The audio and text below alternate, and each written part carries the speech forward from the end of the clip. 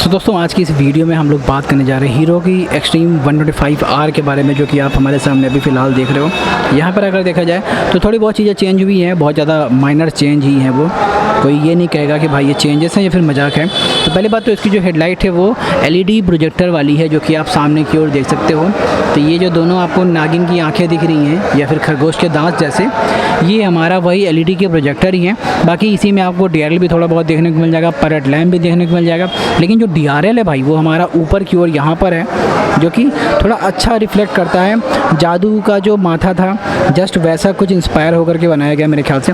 बाकी हीरो के एच का जो लोगो है वो यहाँ पर आपको देखने को मिल जाता है। बाकी जो सस्पेंशन है वो पुराने वाले से थोड़े ज़्यादा ही थिक हो चुके हैं। जो इसका मिडगार्ड है वो सिंगल पीस में है, लेकिन ड्यूल टोन कह सकते हैं, क्योंकि आगे का इतना सा पीस जो है हमारा वो ग्लॉसी ब्लैक फिनिश में है।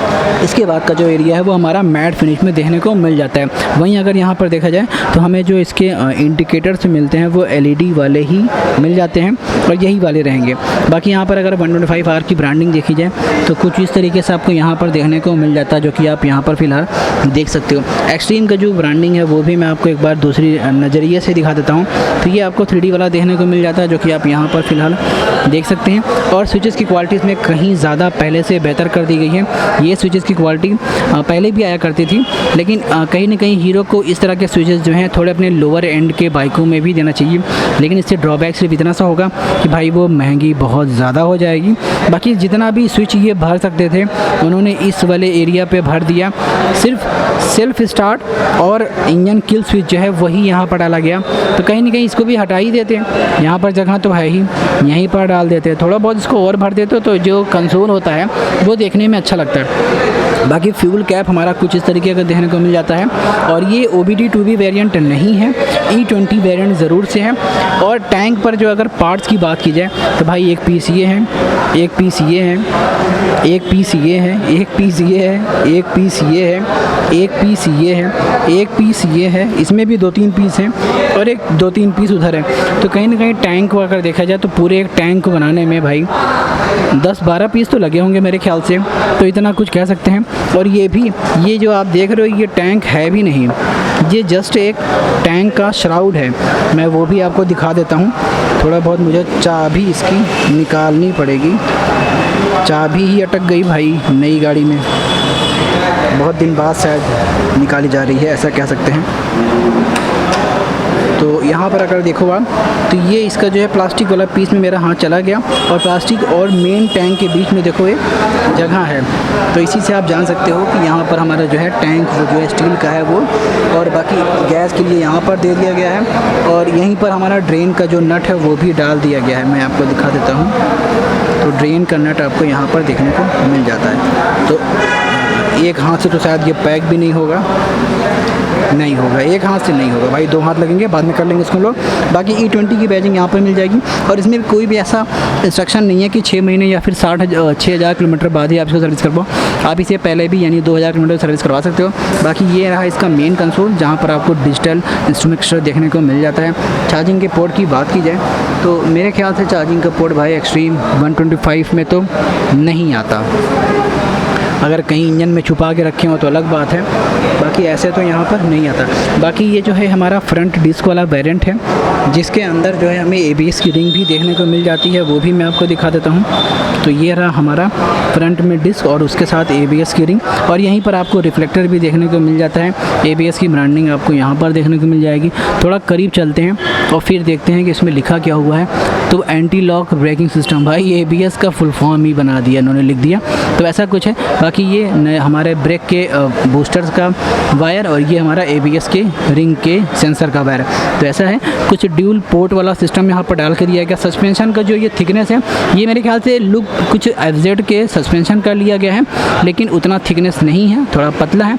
लेकिन थिकनेस होना ज़रूरी है, क्योंकि अगर आप हाई स्पीड पे जाते हो और हाथ थोड़ा बहुत छोड़ते हो और हाथ छोड़ने के बाद अगर आपकी हैंडल वॉबल करती है तो ये जो पतले सस्पेंशन होते हैं वो वॉबल को बढ़ा देते हैं। थिकनेस अगर ज़्यादा रहे सस्पेंशन की तो वॉबल जो है वो थोड़ा सा कम आता है। बाकी इंजन हमारा पुराना वाला 125 वाला जो एक्सट्रीम में आता था वही वाला है, और ये OBD2B वेरिएंट नहीं है। इसकी पहचान एक सेंसर ऊपर तो है, लेकिन दूसरा कोई सेंसर कैटालिटिक कन्वर्टर के बाद नहीं है। इस वजह से यहाँ पर हम लोग ये मान के चल सकते हैं कि भाई ये OBD2B वेरिएंट नहीं है। और मैं इसकी मैन्युफैक्चरिंग डेट भी आपको दिखा देता हूँ, तो ये भी हम लोग अगर आपको दिखाएँ तो 25 फरवरी 2025 की ये बनी हुई है। यहाँ पर अगर आप देखो तो 25 फरवरी 2025 की बनी हुई है, और ये सिंगल सीटेड है। ये स्प्लिट सीट में भी आती है और ड्यूल सीट में भी, सिंगल सीट में भी आती है।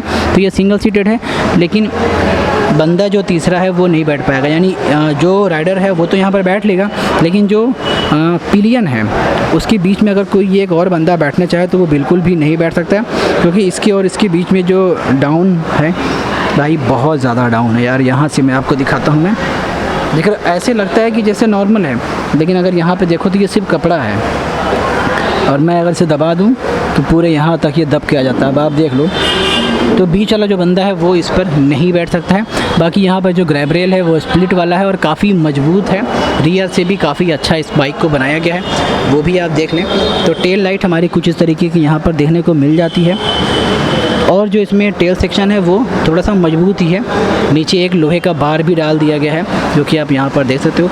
इंडिकेटर हमारे जो हैं वही बहुत फ्लेक्सिबल वाले हैं, और इस पर चैन का कोई ख़ास कवर नहीं आता। लेकिन हाँ, एक बकवास सा एक व्हील के अंदर का एक साइड का जो कवर डाल के दिया गया है, ये कहीं ना कहीं बहुत बकवास सा है। वैसे तो ये टच नहीं होगा, लेकिन अगर आपने कीचड़ में उतार दिया गाँव के बंदे हो तो जाहिर सी बात है ये कीचड़ जब इस पर टच होगा तो हमारा ये एरिया जो है इस पर टच होकर के गंदा जल्दी हो जाएगा। बाकी इधर से अगर देखा जाए तो सिंगल ऑन का सेटअप मिल जाएगा। इंजन की क्वालिटी पहले से काफ़ी ज़्यादा अच्छी हो चुकी है, रिफाइंड हो चुका है। स्प्रिंट EBD का जो ब्रांडिंग है वो आपको यहाँ पर देखने मिल जाती है। बैटरी के कनेक्टर भाई बाहर लटके हुए हैं, ऐसा रहता तो नहीं है क्योंकि बैटरी इसके अंदर इंस्टॉल नहीं है। और मैं आपको हीरो का एक नॉर्म भी बता देता हूँ इसी बहाने, कि हीरो अपनी सभी बाइकों में जब भी वो बाइकें भेजती है शोरूम पर तो वो बिना बैटरी के भेजती है। बैटरी का जो एक साइड का जो एक बॉक्स होता है बड़ा, वो पूरा थोक के भाव जो है डब्बे में पैक करके गाड़ी को गिन करके बैटरी को वो सप्लाई करवा देते हैं। तो इस तरीके से आता है ताकि कभी भी वो एक तो वो डिस्चार्ज ना हो, और दूसरा उसकी लाइफ थोड़ी मेंटेन रहे, और आग लगने का जो खतरा है किसी वजह से मिसहैप ना हो जाए। कुछ ना कुछ तो ऐसा कांड हुआ ही होगा, पहले ऐसा नहीं था, पहले बैटरी लग करके आती थी, बाद में इसे निकाल दिया गया। बाकी हीरो का एक जो लोगो है वो यहाँ पर, यानी स्टिकर जो है वो यहाँ पर देखने मिल जाएगा। बहुत मिनिमलिस्टिक सा बॉडी पैनल है, लेकिन एक बॉडी पैनल जो है मुझे थोड़ा सा ओवर लगता है कि ये नहीं होना चाहिए था भाई, ये मुझे मेरे समझ के बाहर है। इतना ज़्यादा बढ़ा करके निकालने की इसको ज़रूरत नहीं थी। अगर ये और ज़्यादा अंदर स्लिम ट्रिम रहा होता तो बाइक का लुक कहीं और कुछ ज़्यादा होता और सेल भी थोड़ी ज़्यादा ही आती। बाकी ये इसका मैकेनिज़्म है जो कि FI सिस्टम पर लेस्ड है, और यहाँ पर कोई भी कार्बोरेटर नहीं आता है। और इसी में आपको इंजेक्टर भी आपको मैं दिखा देता हूँ। बहुत लोग पूछते हैं भाई इंजेक्टर कहाँ पर है, तो भाई ये वाला जो एरिया है हमारा, यही है हमारा इंजेक्टर वाला एरिया, जिसके अंदर पेट्रोल जो है वो एकदम सही मात्रा में प्रेशर के थ्रू छिड़काव होकर के जाता है। बाकी ये हमारा जो है बहुत ही बकवास सा किक स्टार्ट है, जिसका ये इतना शार्प होता है कि बहुत चोट लगती है इससे। सो दोस्तों, आपको मेरी ये वीडियो कैसे लगी जल्दी से नीचे कमेंट में बता देना भाई। वीडियो अच्छी लगी ये लाइक ज़रूर करिएगा। चलिए मिलेंगे किसी और एक अमेजिंग सी वीडियो में, तब तक आप प्लीज़ ख्याल रखना अपना और अपनी बाइक्स का। Bye bye.